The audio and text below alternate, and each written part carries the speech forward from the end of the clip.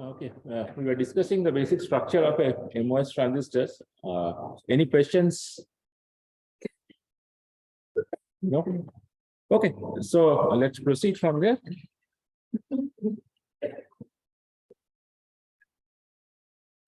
So what does a MOS structure have? It has a substrate.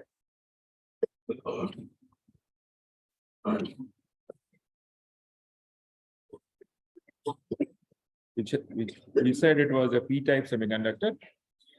And on top of that, okay, let me try to draw a three-dimensional cross-section that might give you a better idea.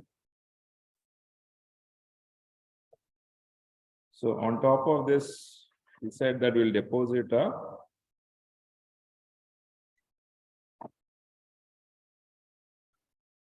insulator, which happens to be in semiconductor processes, this happens to be a oxide, and typically it's a silicon dioxide. And on top of this, we said that we'll have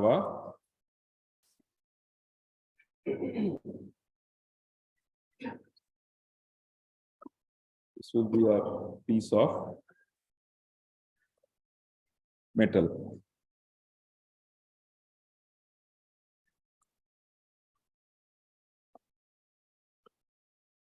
And then we said that we'll put a battery between this top metal plate and this body or the substrate. And this body is, this top metal plate is called the gate. The substrate is called the body or the substrate. And this is VGB. And then we are trying to see what might happen in the substrate underneath. And this structure is called MOS structure. For obvious reasons, you have metal on top, oxide in between that forms the insulator or the dielectric, as that you see in a capacitor, and a substrate. And by the way, there was a nomenclature issue yesterday. I said that S stands for substrate. It's actually semiconductor. So it's MOS, where this is metal, oxide, semiconductor. So that is how it gets the name MOS. Okay, so now what did we see? We saw that if I start from VGB equal to some nominal value and we increase it, what is starting to happen? We are seeing electric fields going from the gate to the body. And we know that this P minus this body has lots of holes. So this electric field pushes the holes away. And whatever immobile acceptor ions are there, they cannot move away. So because of that, these lines of forces terminate on the immobile ions. But we also know that in the background process, always there is a thermal generation that takes place in any piece of semiconductor, which will happen in this case also.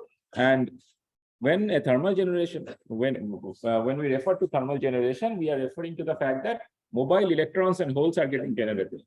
And since mobile electrons, holes are getting generated everywhere, and in particular, if we are interested in this region where we already have an electric field, then we can argue that the electrons get attracted towards the electric field and the holes get pushed away. When the holes get pushed away and the free electrons get attracted, what we are left with are mobile electrons here. And we obviously have the fixed Na- charges everywhere, in this region as well. But now if I keep on increasing this gate to body voltage, what will end up happening is that we will the concentration of the free electrons around that substrate will increase in to such an extent that the concentration of Na- will be negligible with respect to that. So when that happens, we say that this channel has become inverted. Why do we say it is inverted? Note that when we didn't have anything, we only had holes everywhere. Now we have been able to replace the holes with electrons in certain portion of this piece of semiconductor. And since the holes have been replaced, mobile holes have been replaced by mobile electrons, we say that the channel has this part of the semiconductor has gotten inverted. And that's why this is called an inversion region. And this inversion region, inversion of channel occurs when VGB becomes more than certain critical voltage, certain threshold voltage, which we denote as VTH. Now, this VTH obviously will depend upon the parameters of the device, that is, what is the doping concentration, and what are the device dimensions and so on. But again, for circuit designers, it will suffice for us to know that there is a critical voltage or there is a threshold voltage beyond which I am able to induce mobile electrons in the channel. By the way, I didn't mention what I mean by channel. The channel is the area in the semiconductor underneath this gate oxide. Okay.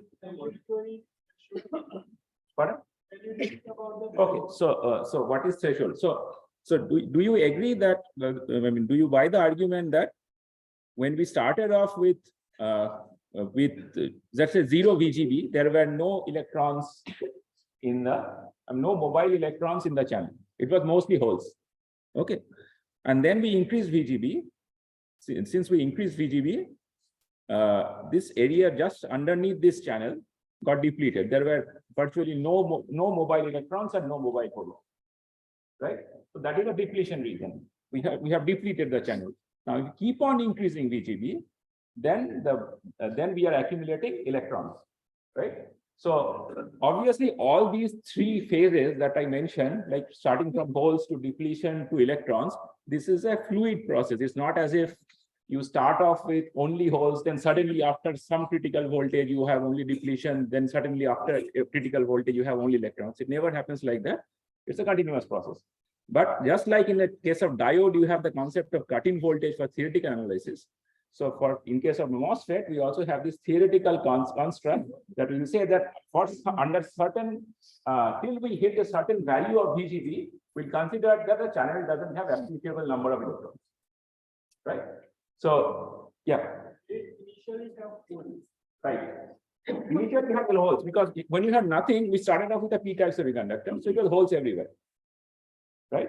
So in this particular part of the semiconductor, we increased the voltage, we depleted the holes because electric field drove the holes away. Now, when you are driving the holes away, you end up with only acceptor ions, immobile ions, right? So these immobile ions are negatively charged but cannot move, right? Since they cannot move, that is of no use for electrical engineers who are interested in circuit design because we want mobile carriers, right? So now what we say that if we keep on increasing VGB, this concentration of acceptor ions can increase, but what happens is because of this background generation of electron hole pairs, the concentration of electrons in the channel keeps on increasing. Because we are driving holes away, we are getting more and more electrons. Okay, so since we are getting more and more electrons, after a critical voltage of VGB, this concentration of electrons will become a majority carrier in that portion of the semiconductor. At that critical voltage, if we say that voltage at which it reaches a certain value, certain concentration of electron, there will be some voltage associated with it. That critical voltage, we call it as threshold voltage. And for circuit designers, it is very important because what we will assume that if we reach the channel doesn't exist before we are below the critical voltage, that threshold voltage, and a channel exists if we are above the threshold voltage. So that is why threshold voltage is a concept that is very important to circuit designers. Channel exists if we are below threshold. Channel doesn't, inverted channel doesn't exist when we are below threshold voltage. So basically the mobile electrons doesn't exist if we are below threshold voltage. Mobile electrons exist if we are above threshold voltage. So we'll put a line there. Yes. So just to make it clear, the threshold voltage is essentially the potential electrons generated between the holes that are pushed down and the electrons that are moved up, right? No, that's not what it is. So you are asking is that I think you are drawing the concept from the depletion region in a PN junction, right? No, that's not what it is. Note that in a PN junction we are not That's a built-in potential that is generated because the electrons and the holes cannot move.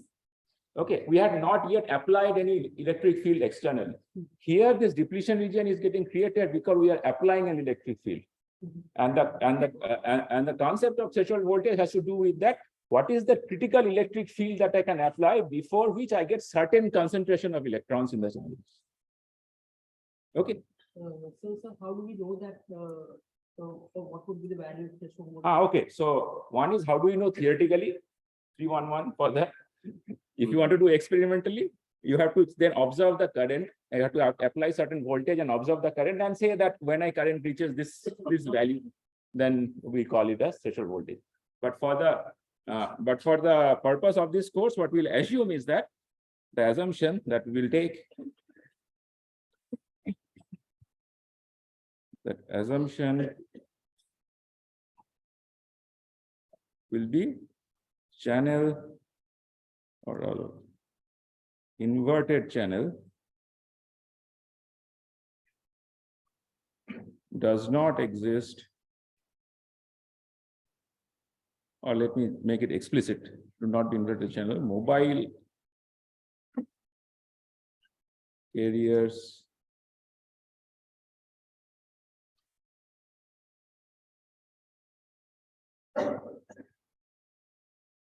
in the channel does not exist if VGB is less than threshold voltage and vice versa, right? And mobile carriers, in this case, mobile electrons, I should say, because I'm considering a particular type of semiconductor. So mobile electrons in the channel exists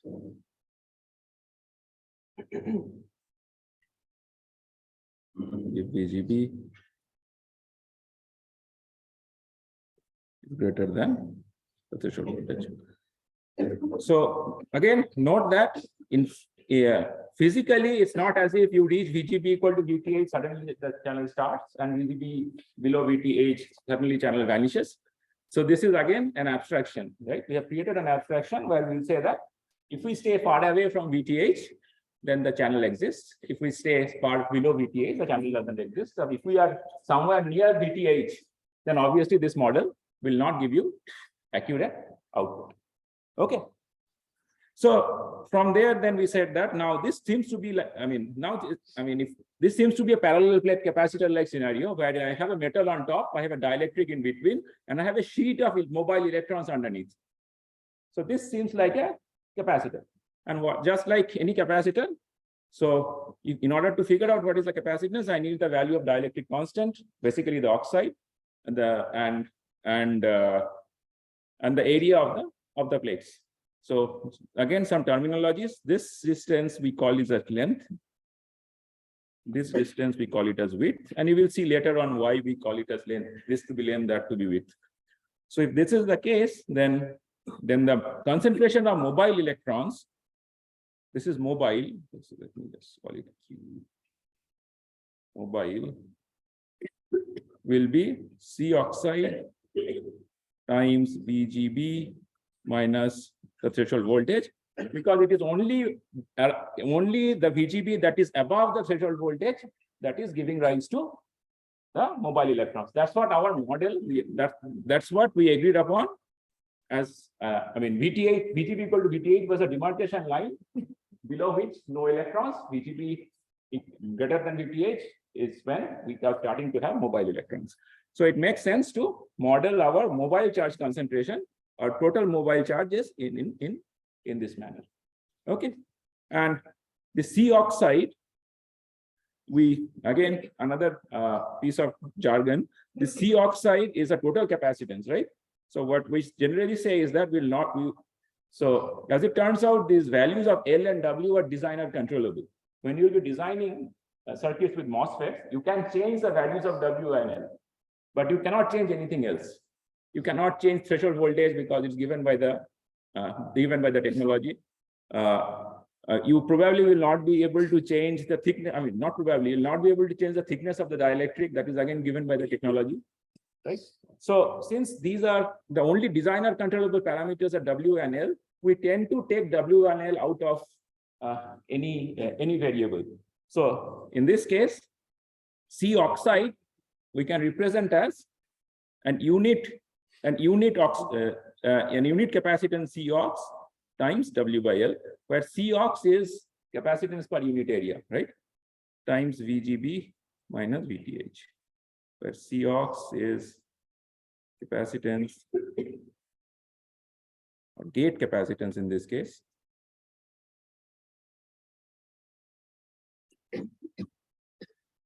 Per unit area.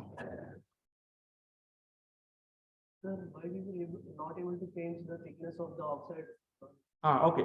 So that boils down to the fact that, I mean, what in a semiconductor technology, what is allowed to change? In principle, physically, you can obviously change, right? You can take the plates apart.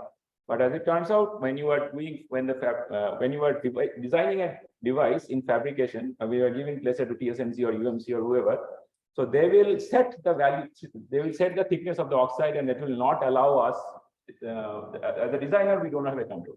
So it's basically the fabrication process that sets it. Is it a kind of standardization for all? It's not a standardization. It's basically what you would like to do is to have as thin an oxide as possible in order to, because if you have a thinner oxide, you have better gate control in the sense, right? Because you can control what is underneath if you have thinner oxide. So what most technologies want to do is to go to as thin an oxide as possible. So nowadays, this thickness of the oxide is probably couple of atoms thick, right? So the whole endeavor for semiconductor industry in the fabrication process, if you are going into fabrication processing, if you are pursuing a career in that direction, you'll see that the whole endeavor is to make these devices thinner and shorter and compressed and everything. You see the 3 nanometer process, 4 nanometer process. Those are basically, I mean, those are semiconductor war, people say, right? So people want to make it as small as possible.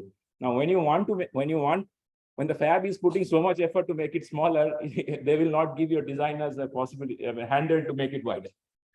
That's essentially the crux of it. And the economics of it is essentially, the smaller the device, more you can pack it in a particular area, which means, I mean, more dollars per chip to sell, right? That's all. Again, I mean, economics of IC design is fascinating. If we have a time someday, I'll try to take a class or at least have a session. So anyhow, so as a circuit designer, the only variable that we have is W and L. We don't have any other variable of control.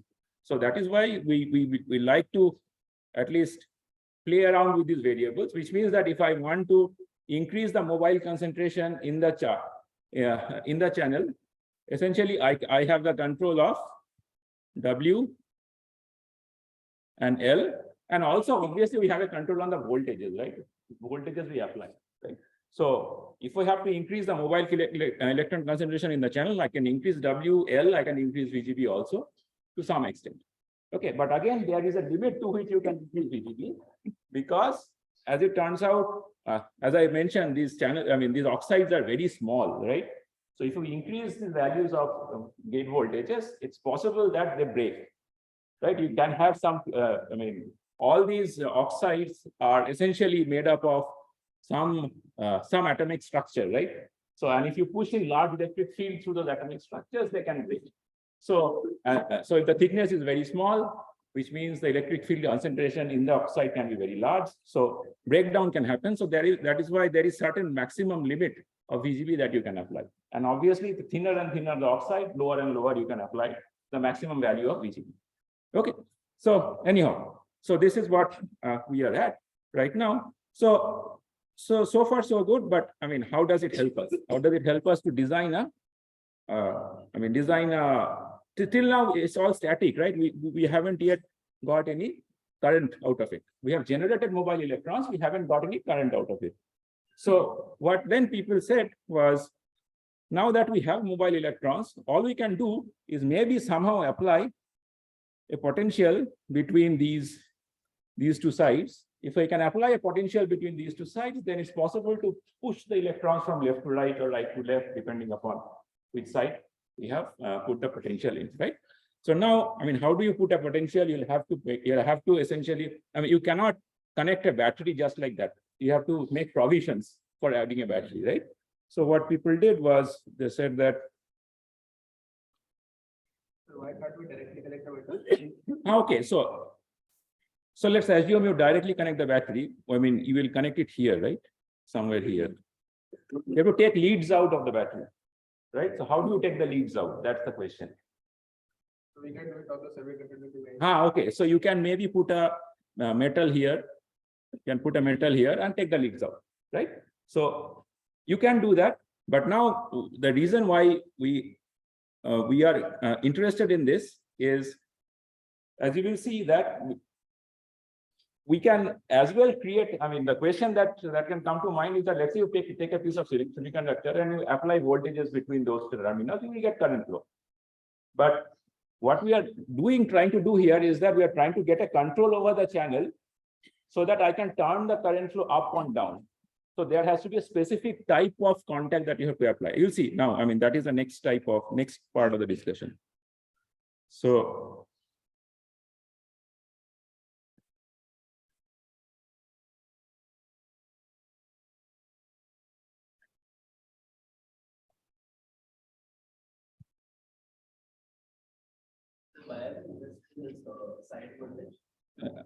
hold on for 2 minutes. Okay.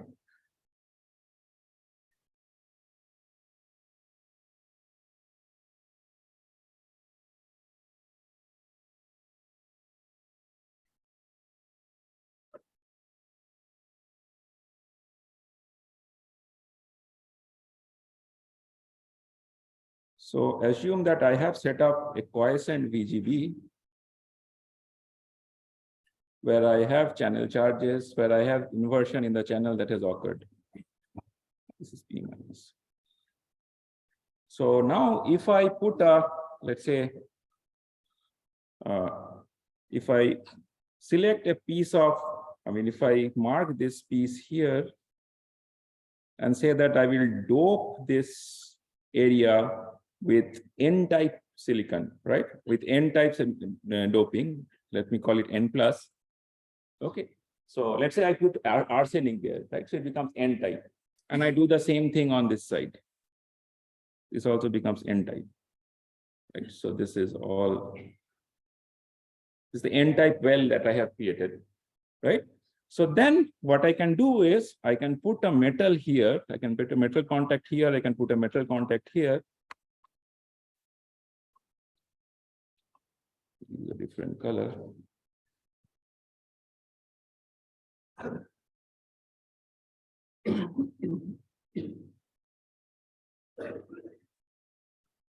Okay, so if I put a metal contact between these two, then it's logical to think that I have established an electric field from right to left within the channel. Do you see that? Yes. So now if I am able to establish an electric field from right to left, then naturally the electrons will try to gravitate towards the right. So the electrons will try to move this side. And obviously now we have a loop completed between the channel and the external battery for the electrons. So obviously the current will flow to the other direction from the current will flow in this direction.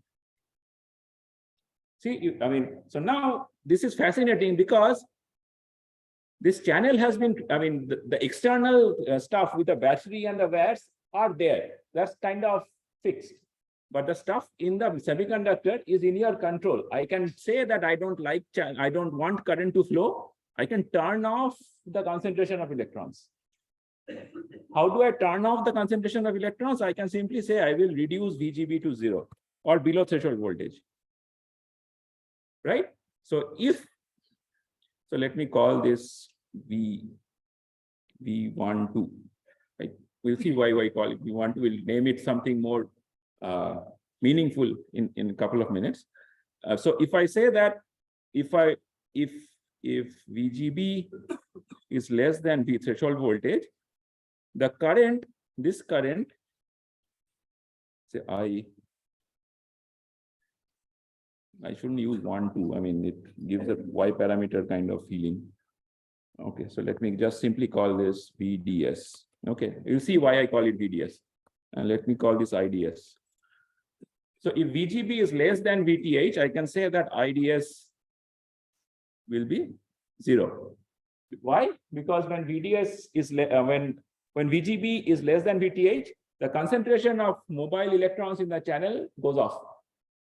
Right? There are no electrons in the channel, so hence there can be no current.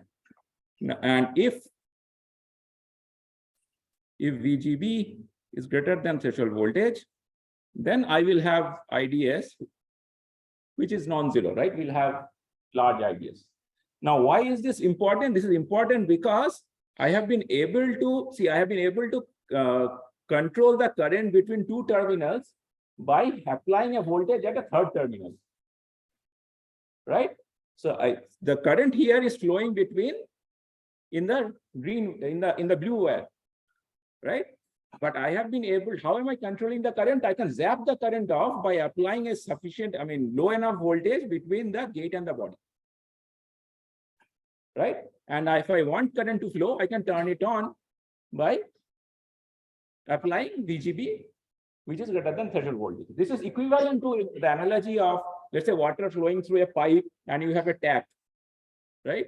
The tap that you can use, you can turn on the tap to enable the flow of water, and you can turn off the tap to disable the flow of water. You are controlling the flow of water by using a tap handle, which is not in the line, which is essentially obstructing or enabling the flow of water. So this tap, the tap handle is the VGB. If you increase the VGB, which means you're enabling the flow of water or flow of electrons. If you are turning off VGB, you are disabling the flow of electrons, right? So a third terminal is controlling the current, and that is why this becomes a very interesting architecture. Okay. Okay, so I'll come to that now. So the way I have drawn it, there is no holes in the channel, right? I have one side. Here you have N-type. Here you have N-type, which means these are all electrons majority regions, and you have electron majority regions in the channel. So there is no obstruction for the electrons to flow. And now note that what happens if I make those N-type, in terms of N-type, I make them P-type. Let's say I make them P-type. If this becomes P plus, this becomes P plus. What happens? If this becomes P plus, then you see you kind of have a PN junction kind of, sorry, I'm not PN junction. If this becomes P plus, then there is kind of no, then you don't need VGB. If this becomes P plus, let's say assume VGB is 0, then you anyway have P. If this is substrate is P type, you have holes everywhere, right? You have holes everywhere. You have P-type contacts. You have P-type region on both sides, and you have battery across it. It's basically a P-type semiconductor. You have put a battery, you will always get current. Right? Yes. So, like in this case, when there is a small N-type that is being created, and we are taking P plus on both sides, then when we apply radius, one would be in forward bias and another would be in backward bias. So we'll get to the forward bias, reverse bias condition shortly, right? But if you buy into the argument that if you have a P plus region, if these instead of the side regions to be in place of N plus, if you have P plus, you don't require VGB. Because essentially, if you have P plus on both sides, what will happen is, if effectively this is a piece of P type silicon, P type semiconductor, and you have applied a battery. Right? So now, because you have put an N plus, what has happened is, if you when you are zapping the VGB off, let's say when your VGB is 0, under the condition of VGB is 0, everywhere you have holes. But you have because you have doped the locally N plus region, what is happening is, so if I say that when VGB is equal to 0, there is no inversion and nothing is happening. In that case, I have holes here, right? So note that now this is a PN junction, right? So you have a p-type semiconductor and an n-type semiconductor zapped together. That is a p-n junction. Now, in a p-n junction, you now depending upon what type of voltages you have, right? So let's assume that this is, let's have a, I mean, it's never a good thing to have a floating battery, a floating terminal. We always better to have a ground defined. So let's assume that these two are also connected. Okay, sorry, not that. That doesn't define the ground. So these two are connected. So in essence, the body and the N plus are connected, right? So this PN junction here, you don't have any voltage between them because they are shorted externally. Okay, but now you have a voltage between the other PN junction, right? So this PN junction, you have a voltage because the N plus has a positive voltage and the P plus has 0. That is a reverse bias PN junction. Okay, so because it's a reverse bias PN junction, so if you keep your VDS, I mean, if you keep VGB to be 0, current cannot flow through a reverse bias PN junction. Okay, so even if you apply VDS, so that gives you the control. If you have P plus on both sides, you will not be able to. Okay. Yes. Aren't we replacing the N-type doping with P-type doping? We are not replacing any N-type doping with P-type doping. I mean, for second example, the P-type, the P plus type of doping is present just below N-type. No. So see, the overall semiconductor is P-type, right? So this overall bulk is P-type. I have locally created an N plus channel, N plus region, right? So it's, I mean, so in a piece of semiconductor, you can very accurately control which part you want to be doping in, I mean, with what. Okay. So how did we get that P plus P plus type semiconductor below N-type? Okay, this should be P minus. This should be P minus. So sorry. Okay, so essentially what I'm trying to get at here is that if we agree on the fact that we have a controllable channel and we have a control voltage which is gate, and I am getting the current between drain and source because the gate is controlling the current underneath. This is equivalent to saying that I have a kind of a two-port network. I have a two-port device where one port is controlling the current through another port. What are the two ports in this case? The two ports are, one is between gate and body, and other port is between drain and source.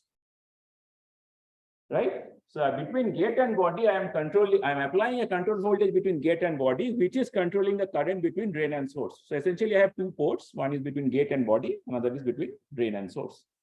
Do you see that? Okay, now you see where I am going with this, right? Yes.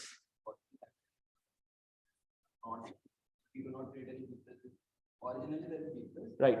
If there is no plus function, then it will act only like this. Correct. So then it will be like this.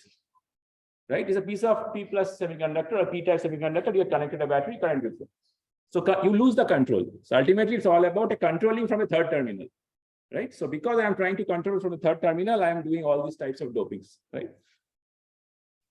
Okay, fine. So now let's get into the crux of the discussion, why we are doing all these things, right? So all this has been storytelling for the last couple of classes because we are leading somewhere. Okay, so now if we agree on all these things, then we also agreed on the fact that our Q mobile was, by the way, one more terminology. So in this case, the electron, when the channel is inverted, the electrons will flow from left to right. So from wherever the electron is flowing, we call it the source, right? So this terminal is called the source.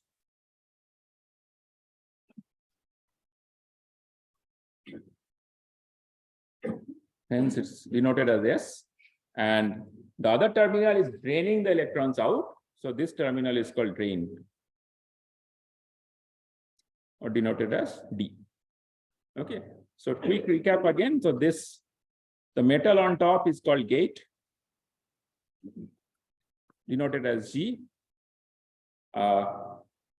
That when you have the channel, there are the carriers are coming from somewhere in the channel. That terminal is called source, and the carriers are getting drained away. It's getting sucked out of the channel. That terminal is called drain, and obviously you have a body underneath, right? So a MOS, that's why a MOS transistor. This is called a MOS transistor, or it's called a MOS field effect transistors or MOSFET. So this MOS field effect transistors has 4 terminals, and the symbol that we use for the MOSFET is this. So this is gate, this is drain, this is source, this is body. Finally, what is the point of IDS? Like, what did we get to IDS? We want to get IDS, right? We want carrier transport. We are trying to figure out how do I get an IDS, which the value of the IDS I can control by third terminal. That's the whole point. No, there is no push-up transfer upwards, right? So upwards it cannot go. So because of the electric field, because of this vertical electric field, the electrons will tend to go upwards, but there is an oxide dielectric there. It cannot go. It is stuck. It's a parallel plate capacitor that I am generating a parallel plate capacitor kind of structure. Now, very crudely, you can think of it like this. Let's say you have a parallel plate capacitor. Between these 2 terminals, you have applied a voltage. Then you are also saying that I will apply a voltage between these 2 terminals. Oh, so basically, we was to get a current. Correct. Circuit is to get a current flow. Correct. So once you are applying a VGB, because of this electric field, you are getting electrons here. And when you apply a transverse electric field, right, then the current can flow laterally. Right. So this is essentially what it is. But if I simply draw it like this, you will not appreciate the fact that there is a kind of, this structure doesn't really need a gate control because it's a metal. It's a metal. Carriers are already there. So all this gate control is required in order to make a semiconductor behave like a metal under certain conditions. Right. So I am generating mobile carriers because I have been able to generate a transverse electric, a vertical electric field. Because of the vertical electric field, I am getting electrons. Now I am collecting those electrons through a transverse electric field, which gives us a lateral current, right? So that's all. What is the difference between this and PN junction? Yeah, PN junction, there is no third terminal that controls, right? So here you have a third terminal that is controlling. So you have an extra control. You remember we need a 2-port network. A PN junction is not a 2-port network per se. You can model it as a 2-port, but ultimately it's the same. In order to control the current, you have to apply the voltage across the terminals in which you are observing the voltage. In this case, I can control the current by applying a voltage at some other terminals. Right? So because we require a help of a third terminal to get amplification, right? We want Y21. If we require Y21, I require a third terminal. So this gives us a handle. Okay. Like you have joined body and source, so that would be joined. Correct. So essentially what happens is in most of the devices that you will see, these body and sources are connected together. But it's not necessary that they will be. Okay. So his question was, here in this cartoon, I have connected the body and source to make a point. But I have denoted it as a separate terminal here. So, but again, that is a designer controllable variable. These you have access to the terminals, gate, drain, source, and body. You don't have access to inside the channel as a designer. You can apply a voltage between these terminals, not inside. Right. So this essentially now this is the black box where if you apply a certain voltage, then you can generate a channel, then you can apply certain other voltage, you can turn off the channel, you can get current, switch off currents. So now I have some device to play with. Okay. Okay, fine. So now if we agree on this, so what we'll now see is how does it help us to generate a current voltage characteristics of this MOSFET. So again, before we proceed, one quick, the way I have shown it, it seems like this behaves exactly like the MOS transistor, where we didn't have these drain and source dopings, but there is a slight variation to that. And that variation is the fact that how was the inversion charge getting generated in the first place? The inversion charges were getting generated because of thermal generation. There were thermal generation and we were pushing the holes away. But now if you develop a structure like this, then you don't have to wait till thermal generation because you have a well of N-type very close to the sitting close to the channel. So these are rich in electrons. These are N-type doping. They are rich in electrons. So moment there is a requirement of electrons, the N-type structures can supply the electrons.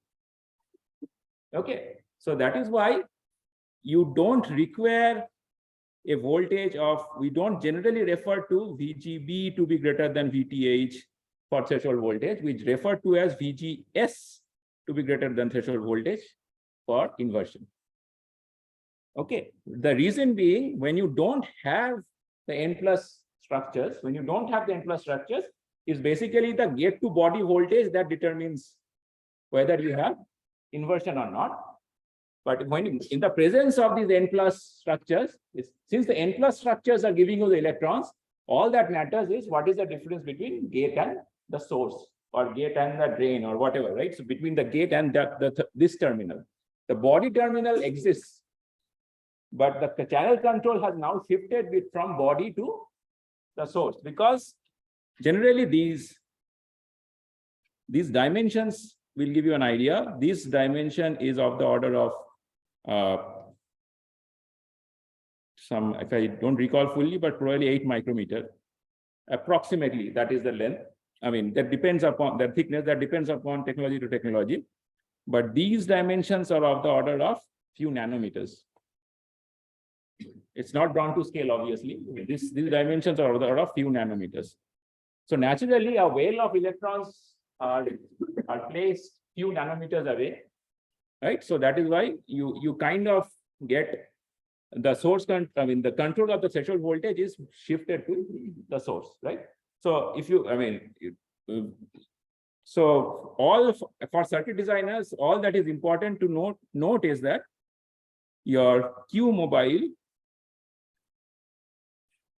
equation remains the same, is now Cox W times L VGS minus threshold voltage. Okay, so this is what we will be using for the throughout the course. Okay. Yes. But why are we keeping the E terminal? Why are we keeping the body terminal? So now it is important to keep the body terminal because let's assume that you have. So what do you think? So his question is actually a very important question. His question is, what is the purpose of keeping a body terminal if the body has lost control? Right? Seems like the body has lost control over the channel. The source is nearby that is giving us all the electrons. What is the use of the body? As it turns out, so let's assume that you have applied, now let's take some voltage numbers, right? So let's assume you have applied a drain, source is grounded. Let's say source voltage is 0. So let me ground it explicitly. Okay. Body is grounded.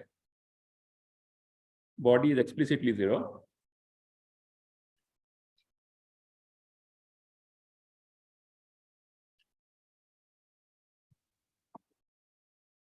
So this is grounded.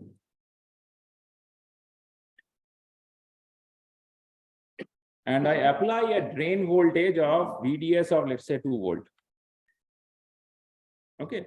So note there is a PN junction here. There is a PN junction here. So can you comment on what type of PN junction is it? Is forward bias PN junction or a reverse bias PN junction? It's a reverse bias PN junction. Why? Because N plus is at higher voltage than the P type. Right? So it's a reverse bias PN junction. Now let's do the opposite.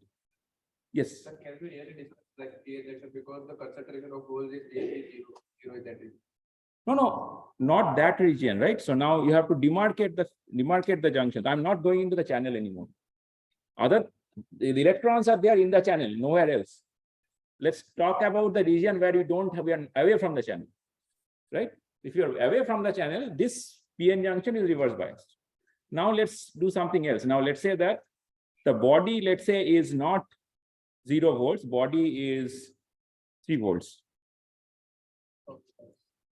If the body goes to 3 volts, then this PN junction becomes forward bias. When it becomes forward bias, then the current through this loop will no longer prefer to go into the channel. It will go through the body because I have got a forward bias PN junction. So you lose control. So that is why body is important. You don't want body drain junction to become forward bias.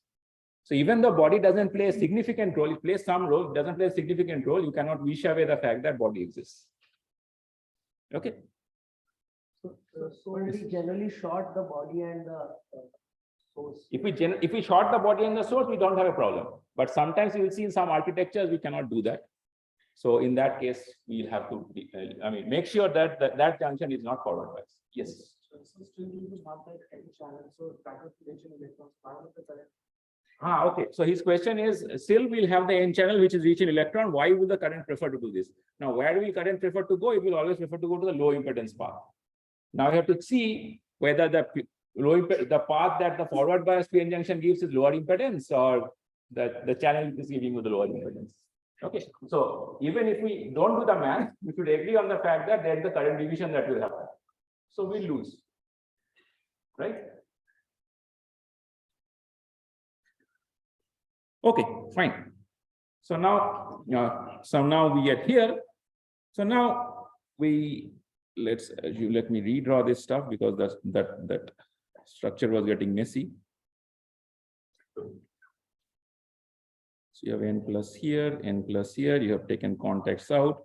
Let's assume the body exists and if we have properly reverse bias and all those things, it's concentrated only on this simplistic structure. And what were we agreeing upon? We are agreeing upon the fact that there is a channel here and we have a battery.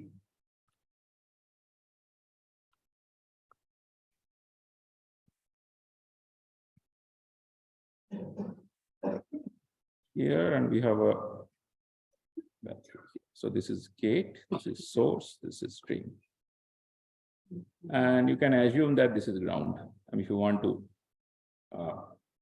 if you don't want to do analysis on a floating loop. And this are, we have electrons here in the channel.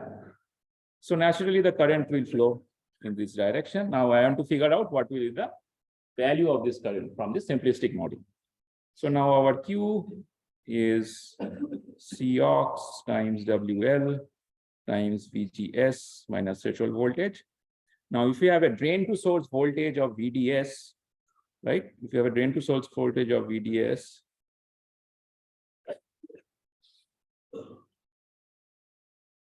then okay, even if we go to drain to source voltage, this current is essentially, the current is essentially the average time this electron cloud takes to shift from the drain to source, right? So essentially current I can approximate it as Q over tau, right? Where tau is the time it requires to drift from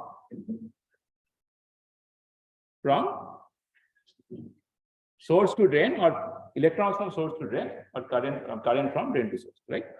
Note that this is called the length. And I have a width which is not shown in this figure. Now tau drift is equal to the velocity of the electron in the channel divided by the length of the channel. Sorry, what did I do?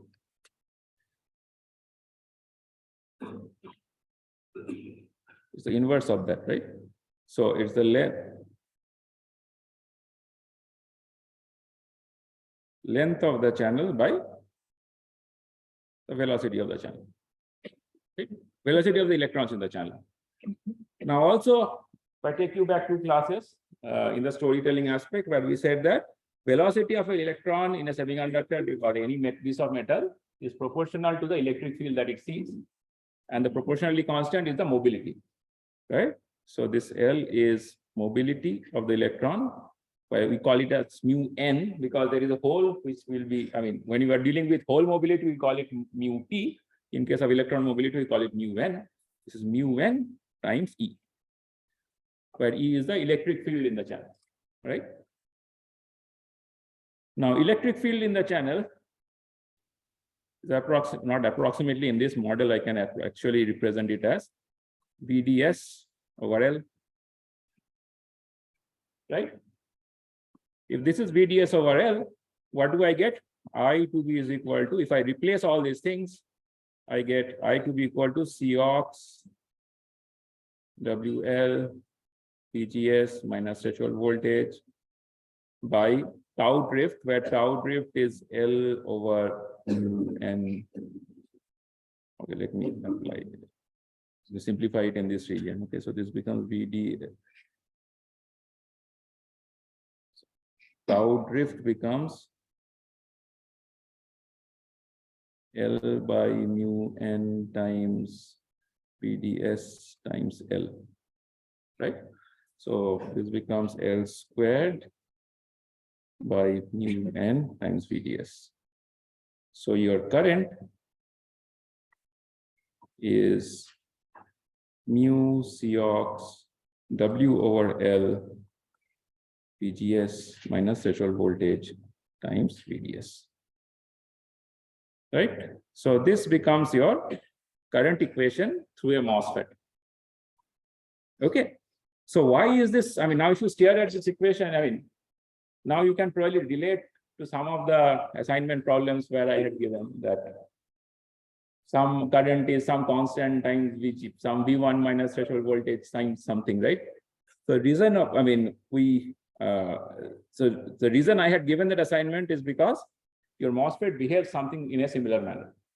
Okay, so what is important with this? You can see clearly that the current is proportional to some control voltage, which is VGS minus VTH, and it is obviously also dependent upon the drain to source voltage that you apply. That is expected because you want to, you cannot do away with the fact that there will be some drain to source dependence through which you have applied the current. Okay, so fine. So this is only one aspect of the MOS device. We'll meet on Friday and we'll complete this current IV characteristics of the MOS, and then we'll start a real circuit design. Okay.